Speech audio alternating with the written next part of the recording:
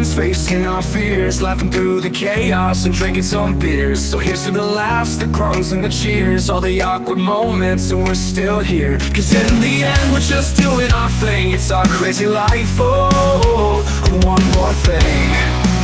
Oh, one more thing. Oh! Hey everybody, welcome to One More Thing. I'm Rob, your podcast professional. Hey, and I'm Brian. It's time for another riveting half hour of those two guys discussing another random topic that you can't live without. You know it. That's right. It's another weird day. It is, right? So what's new with you, my friend? Not a lot. I was sick last week. Oh, I know. I'm sad. You can still hear your little stuffy. You can hear. No, let's not listen to that. Let's just listen. Let's just make it sound like that I'm really good at what I do. You absolutely are. Fake. I think it adds more of you're kind of like a My Barry White voice. like a sexy Barry Whitey. I can talk way down here. What's happening? Yeah. Yeah. Hey, did you know last week was our first anniversary of this podcast? Can you believe it? It's been like a whole year already. I know. Wow, how time flies when you're having fun, right? Yeah. So I guess congratulations to us. Yeah. We made it this far. Yeah. We still like each other. Well, most of the time. I know, right? Did you know that this podcast is becoming popular? It is. We fall into the top 5% of podcasts out there. Shut the front door. I know, right? We rule. That's for sticking with it for a year. That's what happens. That's awesome. And we haven't even run out of topics yet. Crazy. Hey, how about we do this for another year? Awesome. Let's do it. Let's do it. Anyway, I have a few questions for you. Okay, I'm on. So, why are we so fascinated with thunderstorms? Because they're awesome. Are they? They are. Don't you love a thunderstorm, right? Yeah, I do. Who doesn't? I know. I mean, why do we always run to the front porch to watch severe weather instead of taking shelter? Or go up on your roof to watch it. Well, I don't do that. I have been known to do that. Have you really? Well, like if it's off in the distance and I want a better view, I'll hop up on the roof and then then I get yelled at. If I get on the roof, then I fall off. So that's not a good idea. Okay, this is my younger days. Oh, well, so not recently. not anymore. Because didn't recently, when you were on the roof, you did fall off. We're not talking about that. There's no proof anymore. Right. It's all cleaned up. It's all cleaned up. Have you ever gotten hit by hail? I have. It hurts. Really? Yeah. I got little pea-sized hail. Little pea-sized. Yeah. Not the big chunks of hail. No, that would knock you out. I always freak out when there's hail. Like, first thing I think of is where the hell can I put my vehicle? Right. Because you get dings in your car and you either have to get it completely fixed or you live with it. Right. Exactly. So yeah. I always try and plan that I'm either home or someplace where there's like not even a tree. I need to be in somewhere. Yeah, got to be in. Right. Yeah. Have you ever been struck by lightning? That's a bold question, I know. Well, but no. people have. Oh, I know. Have you? Yeah, not me. No. Yeah, I think you would have known that if that was a thing. You think I would have known that? I think I would have. You probably would have told me. I would have told that story at some point, I think. Yeah, true. That's true. This is a podcast of stories. That is true. Yeah. So these are just some of the questions we're going to cover today in this episode of Oh, and One More Thing. Dude, that's a good thunderstorm. Dude. I love it. I love it. Oh, gosh. Yeah, so, the other day I did try to catch some fog. You did? Missed. The other day I told a friend it was raining cats and dogs. Yeah. He said that explains the poodles. Again, another lame joke. Right. Well, I know. But they're dad jokes. We're dads. Yeah. It's what we do. So did you know that it's Severe Weather Awareness Week next week? I did not. Yeah. Yeah. I think that's why we're talking about thunderstorms today. That makes sense. Back again, I know we do a lot of rehashing back in the day, but back in the day, when I was in high school, I had to take a media relations course. And one of the things I got to do was go to our local TV station, Channel 11, and I got to spend the day with our local meteorologist, Paul Douglas. Paul Douglas? Yeah. Not Belinda? Belinda wasn't around then. That's how old I am. Oh, wow. Right. Because Belinda's retiring. I know she is. Yeah. Again, that's how old I am. But no, got to spend the whole day kind of did behind the scenes. We got to sit on the set during the 5 p.m. newscast and kind of watch the whole newscast and watch him do his thing. And then we chatted from 5:30 to 6 in between the newscast in his weather office about kind of how things work and how they That's cool. How they put all the stuff together. And then in the 6 p.m. newscast, we got to sit in the control room and see how that works. Wow. It was fascinating. And after all that, you didn't go into that career path? Well, yeah, we do a podcast. Doesn't that count? No, because this is our first weather podcast we've ever done. That is true. Yeah. Yeah, it was kind of cool though. It's fascinating to just watch that whole process, but it's kind of cool to get to hang out with a real life weatherman and kind of see how things work behind the scenes. That is cool. That was kind of cool. Yeah. Okay, so I was saying Severe Weather Awareness Week is an annual state-sponsored campaign often held in early spring in Minnesota, designed to educate the public on seasonal hazards like tornadoes, floods, lightning, and extreme heat. Makes sense. We have a lot of those around here. We do have those. So it tries to promote safety through drills and emergency planning. And I say it tries because have you ever done any preparedness work for severe weather? Well, I did like at elementary school. Right. I think it's only done for younger kids. Yeah. Do you remember that sit in the hallway, like with a book over your head on the floor? Yep. That was long ago. Yeah. And even before that, you had to sit on the desk from the threat of a nuclear bomb going off. Remember those? Because I am not that old. Because that would save you. Here, kids, get under your desk. Don't worry about the fallout. You'll be fine. Right. Yeah. Have you ever seen a tornado? I have in person. No, I have not. Have you? No, I've never. I always want to. Well, I kind of do, but I kind of don't. Like if I see one, I want to be so far away from my house that I don't care. I kind of want to see it so I can grab my camera and start taking pictures. Right, but not near your house. No, of course not near the house. No damage needs to occur. Right, that's very selfish, but yeah, that's what I would like to see. The only tornado I did see the movie Twister. Well, that kind of counts. The original movie was in 1996, and then the sequel, of course, in 2024. Twisters. Yeah, we paid money to see that in the theater. And? Well, it was okay. It wasn't as good as the first one. It was not. I think that was so new and so crazy. Yeah. It was really good. And then the second was trying to copy the first. Yeah, so it wasn't as good. But yeah, I thought it was right. Yeah, that's cool. Anyway, did you know that there are 5 levels of severe weather? I knew there were levels. I guess I didn't know there were 5. Do you know what they are? Yes, the 5 levels of severe weather risk are defined by the U.S. Storm Prediction Center. The SPC are marginal, number 1. Stand outside and watch it. Right. Slight. Stand under your garage and stand outside and watch it. Mm-hmm. Enhanced. Stand outside and watch it.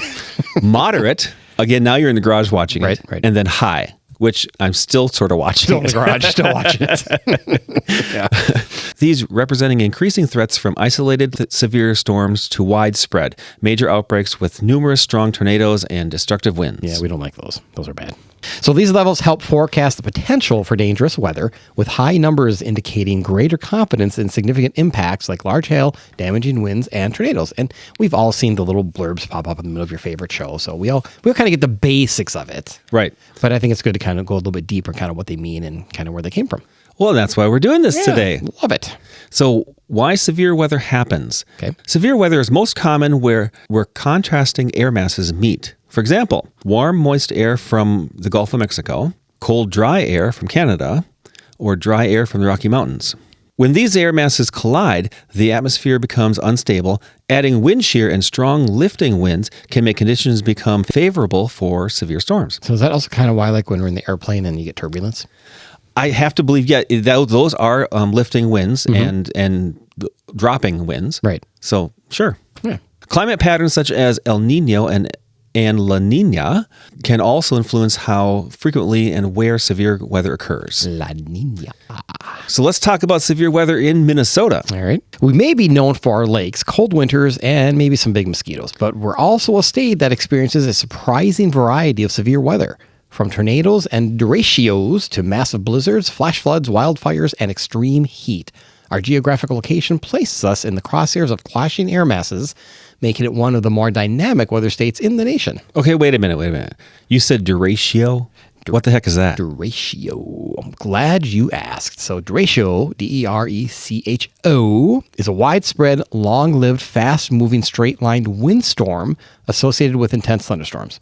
Often called an inland hurricane, it can produce a damaging swath extending over 240 to 400 miles with wind gusts of at least 75 to 100 plus miles an hour, causing destruction similar to tornadoes. Okay, so straight line winds. Why didn't you just say that? Because derecho is I'd never heard that word before. It's much more fun to say. It is a fun word, but I've never heard it. I always hear of straight line winds. Derecho.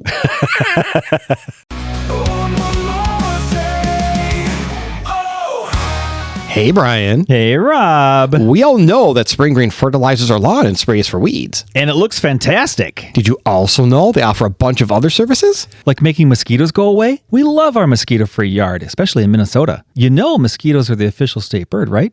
I'm fairly certain it's the loon, but yes, no mosquitoes rock. And liquid aerations rock. And mechanical aerations and overseeding and lawn insect control. Oh my!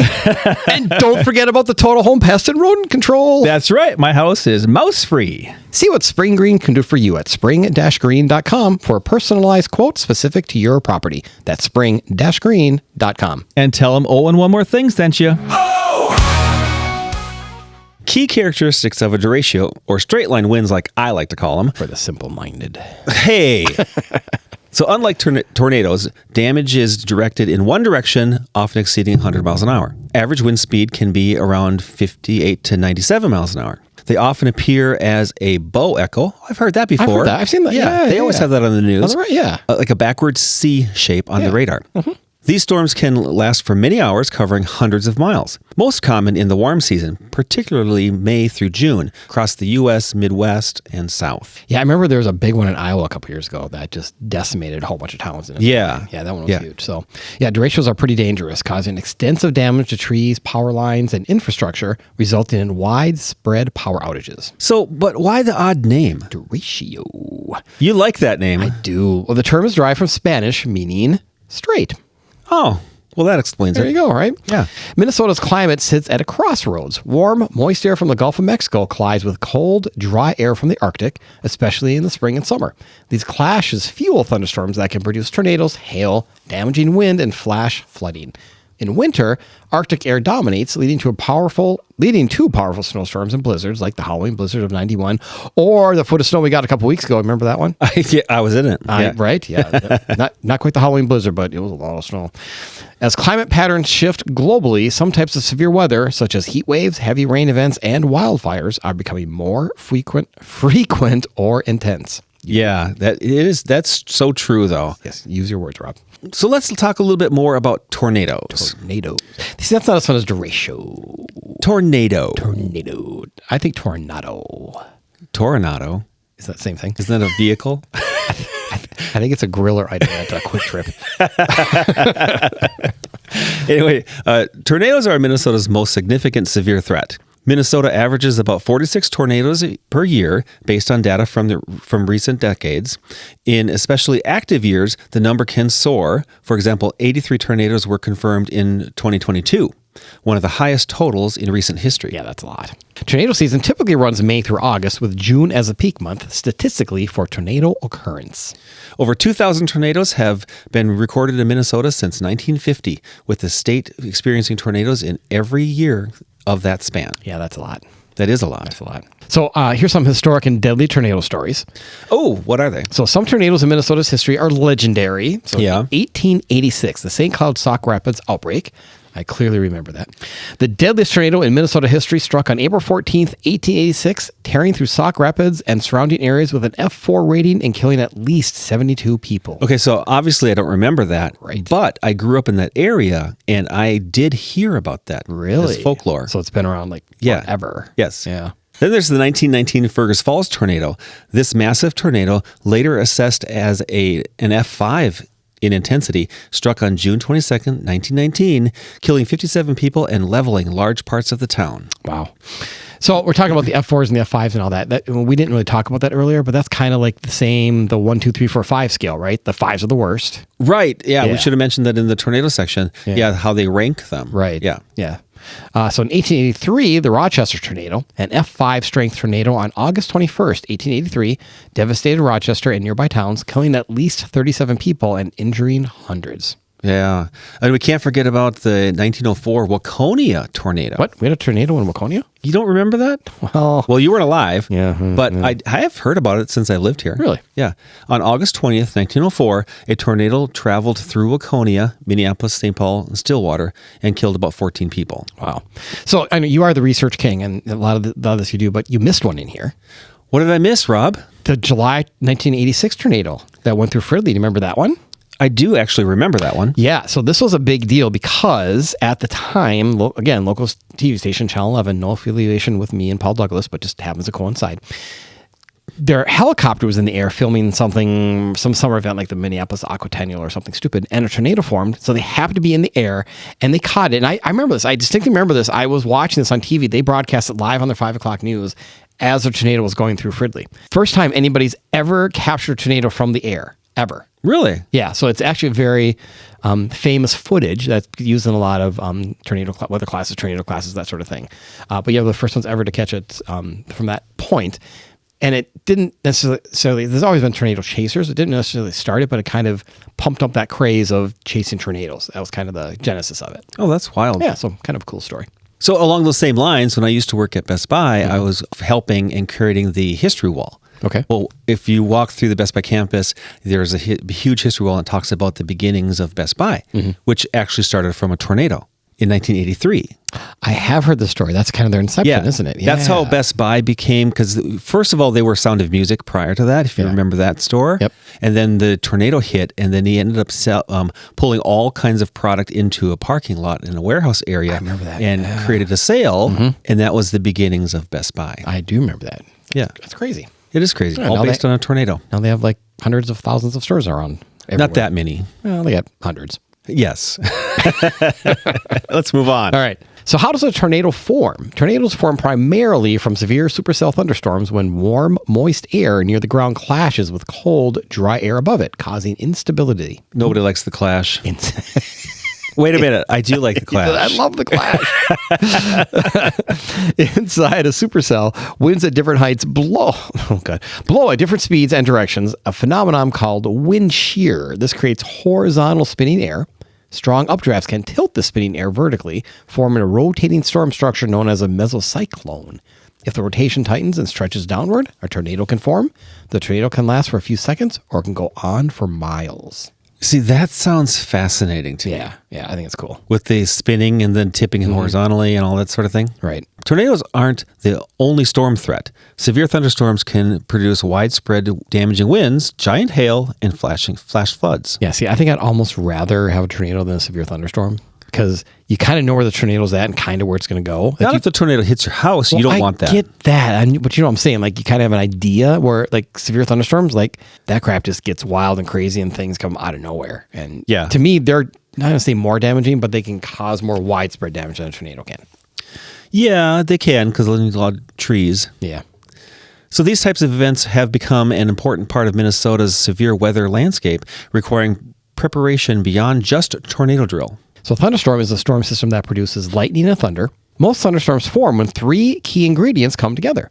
First, they need, obviously, moisture, usually from warm, humid air near the ground. Then instability, so warm air rises rapidly because it is less dense than cooler air. And then it needs lift. A trigger, such as a cold front or mountains, that forces air upward. And since we don't have any mountains here, it's usually the cold front. So when that moist, warm air rises, it cools and condenses into clouds. If conditions are right, this process builds towering cumulonimbus, I said that right, clouds that can produce heavy rain, lightning, strong winds, and sometimes hail or even tornadoes. I had to write the pronunciation in there because for the life of me, couldn't say it when I was writing it. Thunderstorms are common in places where warm and cold air masses frequently collide, such as the central United States. Oh, man. I do like a good thunderstorm. Right, but the worst part are the winds. Yeah, I know. Especially if they rip up your nice old trees. Mm-hmm. And we have a lot of trees in our yard, so I'm always picking up sticks. Yeah, I know. It's terrible. Non-stop. Hey, did you ever count the seconds between the lightning and the thunder? I did. And you know where I learned that from first? Where? Poltergeist. Oh, you did? Do you remember that movie? I remember the movie, but I don't remember that. So when the kid's freaking out because the thunderstorm's coming, this is right before the big tree eats him. Yeah. Got it. Yeah. The dad comes in, he's like, oh, just count. And it gets farther away. You know, you count for 5 seconds, then 7 seconds. It gets farther away than you know. And the kid gets all calm. And all of a sudden it's like, bam, right in the room. And the big tree comes and eats him. Doesn't really eat him, just comes through. Yeah, right. So anyway, I looked it up, counted the seconds between the lightning flash and the sound of the thunder, which is actually called flash to bang method. Oh, didn't know that. Didn't know that. Yeah. Allows you to estimate how far away the lightning was struck because light travels instantly, but sound takes about 5 seconds to travel 1 mile. Dividing the counted seconds by 5 determines the distance of miles away the lightning struck. Oh, okay. So I didn't know that. I always went every second was a mile. I thought that's what it was when I was a kid. Okay, but it's 5 seconds is a mile. 5 seconds is a mile. Okay, well, that's good to know. So if you hear thunderstorm instantly or within 1 to 2 seconds, the storm is right on top of you. Right. And those are usually really loud. That one scares you. That one's when you jump. Yes. Then there's the 30-second rule. If the time is less than 30 seconds. The lightning is within about 6 miles, meaning it is close enough to strike you, and you should take shelter immediately. Yeah. See, I'm kind of a weather nerd in the fact that having a boat and being on the lake, and if I start to see anything in the horizon at all, any sort of clouds, whatever, I'll pop that radar on super quick and say, is there anything coming? Because I want to get my butt off that lake. Well, yeah, because we all know how fast a storm can come up. Right. You know, and if you're on the water. Yeah, I don't want to be anywhere near the water in a thunderstorm. So it can get bad. It gets bad quick. Yeah. Now let's talk about one of our favorite items. Blizzards and extreme winters. Unfortunately, we know that very well. Yeah. Minnesota's winters can be as dramatic as its summers. The combination of cold, wind, and snow can create life-threatening conditions. Duh. One of the most iconic winter storms in state history is the 91 Halloween blizzard. If you ever lived in Minnesota for more than 2 seconds, you've heard about this storm. You've heard about it. So sudden and heavy that pumpkins weren't found until spring. We have a really good friend of ours that got married on that weekend. Oh, seriously? Yeah. Yeah. And we were all in New Ulm, and then, of course, the storm hit. Yeah. And they called the city snowplows to plow the way to the church. Oh, God. And they're still married today. That's awesome. I remember I was working at Target then, and we just opened the Plymouth store, and I had to try and get to work. It's only like 4 miles away, but I had to have my dad drive me in his pickup, his 4x4, because my car wasn't going anywhere. And the ruts were so deep on the highway and the road that it was like literally driving through potholes for 4 miles. Really? And by the time I got there, it was me and I think whoever the store manager was opening at the time. We were the only two there for like the first 3 hours. Like, well, who else could get there? Nobody could get there. Right. But there were still people there coming in, buying shovels, buying snow melt. I mean, there's still people there like waiting to come in right when the doors opened. Well, that's the thing with the recent blizzard that we just had a few weeks ago when we had to go to church. So we dug out to go to church, and on our way home, I was like, I got to stop at Aldi. You know, I was the only person in Aldi. I'm sure. And the one person working there. Yeah, we went shopping the day before on Saturday, and it was a shit show. Everybody in the town was there. It was insane. But anyway, historical records also note blizzards with deadly impacts, such as storm systems in the mid-1960s and earlier that dumped feet of snow and brought winds exceeding hurricane strengths. That's crazy. And you know what's funny also about those storms in the 60s? It was always 10 feet of snow, and you always had to walk uphill to school both ways. Yeah, it was a sad childhood, wasn't it? It was. Blizzards are defined not just by snowfall, but by winds over 35 miles an hour and extremely reduced visibility conditions that occur most winters on the open plains of Minnesota. You know when I really like a good blizzard? You're going to say Dairy Queen. Dairy Queen in the summer. Strawberry cheesecake blizzard. They're so good. Oh my gosh. We've given this so many plugs so far. Right, I know. A Minnesota winter can begin innocently in November, when everyone says, this isn't so bad, as light, fluffy snow falls like powdered sugar. By January, that powdered sugar has turned to an endless white lasagna of ice, snowbanks, and mysterious gray slush that somehow ends up inside your shoes. Do you like how I wrote that? I do like how I wrote that. As for the cold, it doesn't just arrive. It settles in like it signed a lease. Temperatures dip so low that 0 feels pretty decent. And you'll hear the locals say things like, well, at least it's a dry cold, while their eyelashes are literally freezing together. I mean, really, you get to a point where it just doesn't matter. It doesn't. It really Anything under doesn't. 0, it's all the same. It's all the same. Yeah. Yep. Snow becomes less of a weather event and more like a lifestyle. You don't drive, you navigate because you can't see the damn road anyway.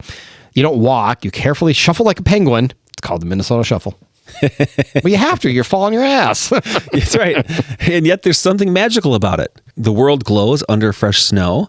Lakes freeze into temporary highways and communities of fish houses. Strangers bond over jumper cables. And spring finally arrives. Minnesotans greet 45-degree Fahrenheit sunshine like they've never survived a heroic saga, which honestly, we have. Yes, we have. And, 45 in March and 45 in October are two totally different temperatures. Totally different. Right? Yeah, one is a sweatshirt and get your coat on, and one is put your shorts and t-shirts on. Exactly, right? Yeah. A Minnesota winter doesn't just chill you, it builds character. That's what I hear. Yeah. Do you ever hear Thunderstorm? Oh, yeah. If you hear thunder snow, that it is coming down inches at a time. Yeah, our latest snowstorm, they were just talking about that, and it's basically 2 inches an hour. If you get thunder snow, 2 inches an hour. Did we have I don't know if we had thunder snow. We didn't. They did down near Rochester. Okay, where they got more. They got walloped by like 1.5 feet, 2 feet of snow in that storm that came right through. So yeah, but there was lots of thunder snow. Okay. Yeah, good times. So lastly, other severe weather hazards to remember. So beyond tornadoes and blizzards, Minnesota faces a range of other extremes like flooding, Heavy spring rains and rapid snowmelt can cause rivers to overflow, affecting river towns and rural farmland. Many counties keep detailed records of flash flooding triggered by thunderstorms and seasonal changes. Yeah, I don't know. I don't want to be in a flash flood. That's pretty That's crazy. bad. So I always remember driving so we lived on the north side of the Minnesota River. We'd always drive down to either Valley Fair or the Minnesota Zoo or whatever. We'd have to cross the river in Shakopee. Yeah. And this is before they built the new fancy bridge. It's way high. It used to be a little low bridge. Right. And there's little signs that said, here's the flood of 1965. And Oh, yeah. It was always way above your car. I'm like, dude, that is not possible. It's true. It's true, because a couple years ago, we had a huge flood, and it was up that damn sign. Yeah. Where they pull in the man-made dikes to Yeah. block off Chaska, the town. Yeah, pretty much. Yeah. The entire, you can't get across the river, and it's pretty bad. I used to live in Mankato, and I don't remember specifically, this is before I lived there, but when you live there, you hear about these stories, and there was that type of flood. Maybe it was 65, the flood.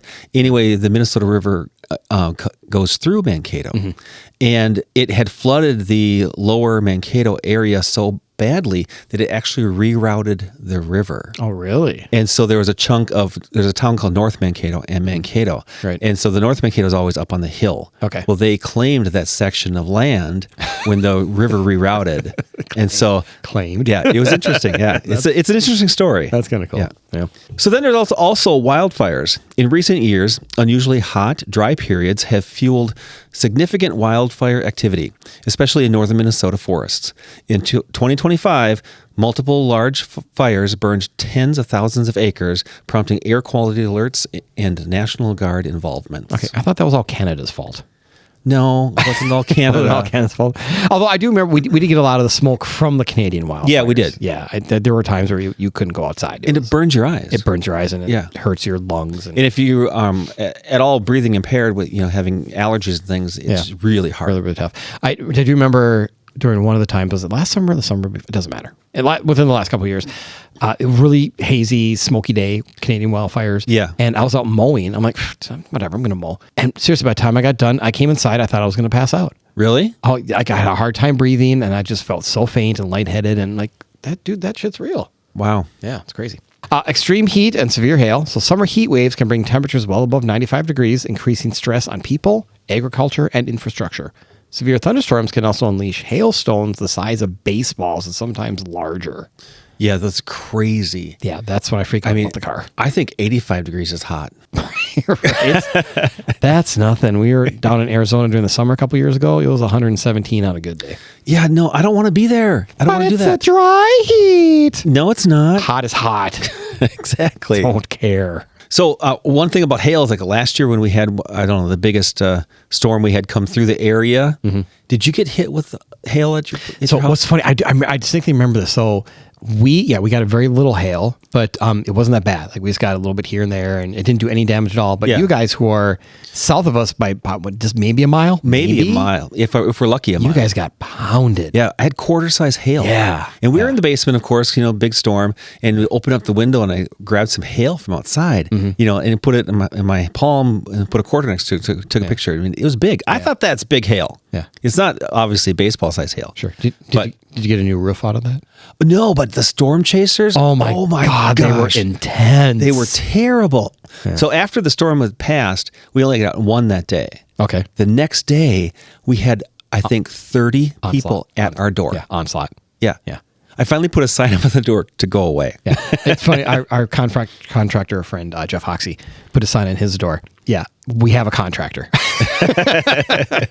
Did you ever see the Mythbusters episode when they dropped the pennies from the IDS building? It's kind of like, if you get struck by small hail, it's like that sting. It's not going to kill you. It's going to sting. Right. But I always heard that if you're dropping a penny, it'll kill somebody. Right. So they did a whole episode on that where they went up in a helicopter at the height of this Empire State Building and dropped pennies on a person. Yeah. And it just stung like little bee stings. Well, yes, that's what I would think, because they're so light. Yeah. They're not getting the terminal velocity from a penny. Right. Not from a penny. Yeah. I thought that was so fascinating. I thought it had something to do with, hail stinging you. I don't necessarily remember that episode, but I do remember in physics class, we would have to build a box that would hold an egg. We had to drop off the roof of the school. Oh, yeah? And did yours survive? God, no. No? So physics is not your deal. No, God, no. I host a podcast. I'm not a physicist. Are you kidding me? Yeah. So after all of this, preparation and awareness are vital. That's why we only dedicate one short week out of the year to prepare you for all this. Right. That's all we need. That's all you get. That's all we need as Minnesotans. Right? So severe weather awareness is next week, so every spring. Yep. And then annual statewide tornado drills. So they test the sirens and response plans, ensuring that residents know where to shelter and how to respond when warnings sound. So do you do anything when you hear that? All I do is realize it's the first Wednesday of the month. Okay, so it is. And did you know that that is not intended to warn you inside your house that there's a tornado coming? What's it for then? If you're outside. If you're outside to get in the house? Basically, just to warn you there's something on the way. That's what it's for. Oh, Yeah. interesting. Like you're not supposed to be able to hear it from inside your house. It's not designed for that. Oh, well, I can. Yeah.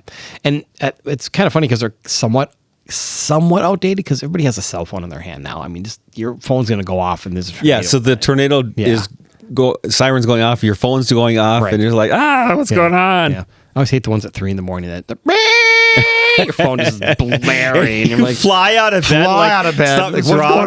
going on? Get downstairs. Yeah. It's like, do you remember to grab your keys, your wallet, all your things that you need? Yeah. No. No. Why would you? So your house gets taken away, and so does all your stuff. Exactly. So I think I had enough of this weather talk. How about you? I think so. Bring on the sunshine. I need a tan. Right. God. As always, please follow us on the socials at Oh and One More Thing Pod on Facebook and Instagram for highlights and news of our upcoming shows. And if you have a show idea for us or just want to give us some feedback, shoot us an email to ohandOneMoreThingPod@gmail.com. We would absolutely love to hear from you. Plus, we still have some merchandise, t-shirts and caps. If you're interested, just send us an email. Oh, and one more thing.